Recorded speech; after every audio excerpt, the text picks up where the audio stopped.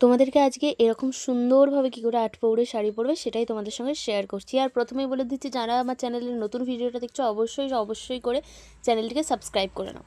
এরকম শাড়িগুলোকে কি বলে, কাপ্তান না কাপ্তান, তো যাই বলুক না কেন এই শাড়িগুলো বড্ড ফোলা ফোলা হয়। তো সেই জন্য আমি শাড়িগুলোকে ভালোভাবে প্লিট করে নিয়েছি, আঁচলের দিকটা সরু সরু করে।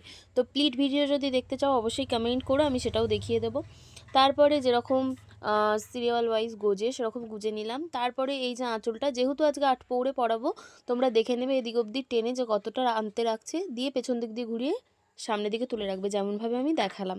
তারপরে আমি এখানে কুচি করে নিচ্ছি ছোটো ছোটো করে। আর এই শাড়িগুলোর একদিকে যেরকম মাইনাস পয়েন্ট আছে তেমন প্লাস পয়েন্টও আছে, কুচিটা খুব সুন্দর পড়ে যায়। তো তোমরা দেখতেই পাচ্ছ খুব সুন্দর কুচি পড়ে গেছে। এবার আমি এটাকে ডান দিকে করে গুজে নেব, যেহেতু 8 পৌরে পরাবো এবং কুচিটাও আমরা দেখাতে চাইছি, তাই জন্য ডান দিকে করে গুজতে হবে। তারপরে 8 পৌরের শাড়ির এই যে আঁচলটাকে আমি ম্যানেজ করে নিচ্ছি।